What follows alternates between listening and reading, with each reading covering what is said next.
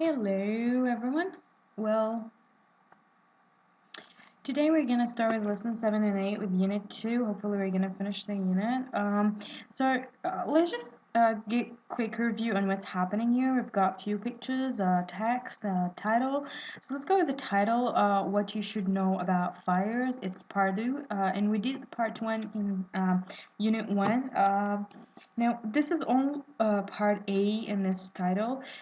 It's entitled again as subtitle. I just need to note out for you that there is usually okay, there is oopsie, I don't know what I'm talking. What am I using? All right. So there is a title which is what you should know about fire. Okay, and then there is subtitle. I'm using this to kind of analysis to note it out for you so you can make sure you keep some information in your mind later on. You're going to be using it for your writing and other skills. The subtitle goes on preventing fires in your house or apartment. And if you want to look for other subtitles or tiny miniature titles, there is matches and cigarette lighters, appliances, worn out electrical cables, and so on. So these kind of are what you can say tags or something similar to that. Although we don't use that much in writing, but in subtitles in media uh, medium, it's just completely different. Now let's just get back to the text. About 60%. I'm gonna read it out for you. And so let's just find out uh, what this is all about. About 80% of deaths from fire in the United States happen in houses and apartments. However, experts say that you can do a lot to prevent fires in your home if you know what causes them. This is true in Saudi Arabia as well in the United States. Here are some of the main causes of fires in the home. So you got main causes: one, two, three, four, five. Actually, main causes. And we got 5 pictures. As you can see, the pictures are actually match to the reasons, the 5 reasons. So we got first one is in there you go, matches. It matches in cigarette sliders. And then you got appliances, which is part 2. And then reason 3, worn out electrical cables. And then number 4, too many plugs in the outlet. And number 5, keeping gas cylinders in a hot place. Now first one goes matches and cigarette lighters. Only adults should use these. If you see a child playing with matches or cigarette lighter, warn an adult, which means you just need to warn an adult. Now in my personal case of advice, you might be passing by someone in the street who's like a little child playing with matches. So just don't wait for an adult to come and do something. You should do something because usually adults are available around, but they're just adults in terms of existence, but they're not really doing anything. So just act upon it. Don't wait for anyone to tell you what to do. Appliances that can start fires, only adults should operate these. For example, young children should not go near the cooker. Yeah, that's true. And if you see such a child coming across the cooker or just nearby some kind of appliances playing with them, you need to put the child away. Don't wait for someone to come and tell you what to do. Worn out electrical cables. If any electrical cables in your home are worn out, replace them. So I'm not gonna say do that because I know maybe you don't have the money to do it, but that's the point when you really need to bring an adult to talk to. Never put electrical cables under carpet, as you can see here in the picture, because it's really dangerous. Could cause the carpet to just get on fire. Too many plugs in one outlet. Too many plugs in one outlet can heat up the cables inside the wall and start a fire, as you can see here.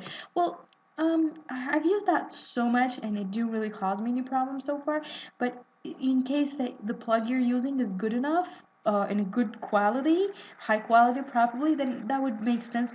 Just there are other types of cables and plugs you can use in one outlet instead of just putting all these in one outlet. So just keep it in mind. Keeping gas cylinders in hot place. If your family keeps gas cylinders out in a hot sun, move the cylinders into the shade. Yeah, it makes sense because you don't want it to blow out. Anyway, so sorry for this part. Let's get back into light and let's move on to the next part. Okay, smoke detectors and home fire drills. This is another subtitle. Alright, that's a nice one.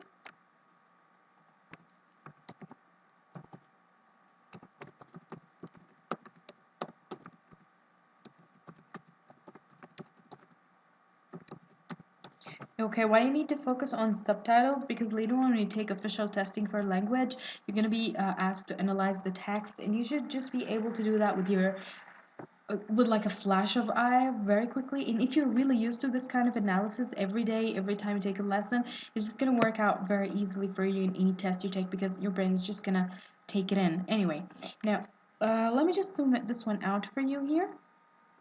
And let's look here to this part or second part of the text. It's not actually the second part because there is no letter here. That in the past page, in the last page, there was letter A, so it's with the same heading or header, sorry. And then there you go, the subtitle here. So we're still in part A, but we got another subtitle. This is smoke detectors and home fire drills. Now we got actually three pictures, and we got two parts actually. First one is smoke detectors, the other one is fire drills, and as you can see, this is a smoke detector. Even if you do everything to prevent fires in your home, they can still start because of this. Experts say that you should put smoke detectors on the ceiling of all rooms. Well, today there's pretty much a lot of advanced smoke detectors where you can see them everywhere in malls, supermarkets, and everywhere literally. I'm not so sure it's still installed in houses today. It depends on the area or location, and people are working on contracting for house building.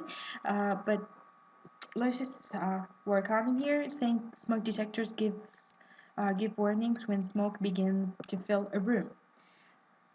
These warnings wake up sleeping people who might be killed by the smoke in their sleep. More people are killed by breathing smoke gases and very hot air than by fire itself. Now, with the fire drill is kind of practice. It's something you do every time. It's like an exercise. So, what do you mean by fire drill? Like, do you just put it on fire and then you start practicing making fires? Well, no, that's not how it works. Hmm. Sorry, having a coffee. Okay, you should know what to do when there is a fire. For this reason, experts say that families should have fire drills or practices, which means they need to practice to act upon fire happenings, God forbid. Now, usually schools are really having so many drills thanks to fire stations and a lot of associations working on this kind of drills where everyone should just exit the building in a very short time, very organized manner in order to practice what should they do like spontaneously towards fires. Now, first your family should sit together and work out all the ways to leave your house or apartment quickly. Next, you should decide on a place outside the house where you can all meet. So you should talk like, okay, how many exits do you have in a house? How many doors? How many windows?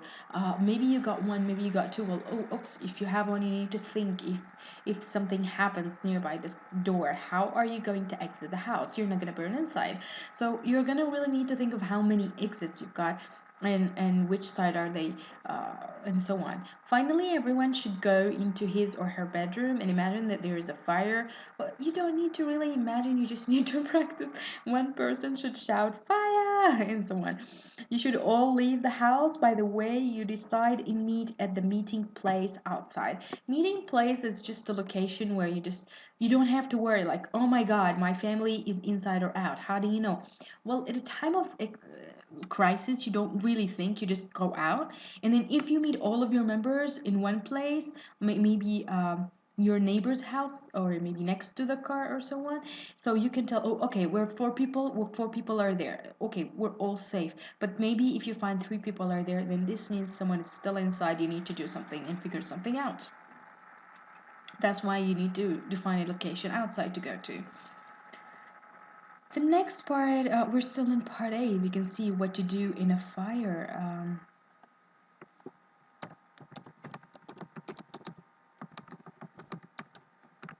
All right. Um, What should you do if you wake up at night and realize that there is a fire is in the picture here? Here is some advice from experts. Let's get some lights. All right. Now see what's happening here. There's fire. Someone is just out of bed while sleeping. So get out of bed and crawl onto the floor. The air is cleanest and coolest there because hot air, smoke, and gases from a fire all rise to the ceiling. Well, yeah, that's true, and it's gonna be more useful if your ground is not like carpeted, because if it's full of carpet, it's not actually the safest and it's not actually the coolest. Um, Shout to warn the rest of the family. That's the second thing you should be doing. Third, crawl to the bedroom door. Yeah, that's what you should be doing. Just crawl to the door. But if the door feels hot, as in here in the picture, because you can see the door is hot. The door is the place where the fire comes from. Do not open it. Crawl to the window and open it. Leave through the window or wait there for the fireman. So as you can see here, go to the window and just try to get out from there and wait for the fireman. Let's just try focus on the pictures here. Okay, here's someone out of the room. Okay, just waiting outside.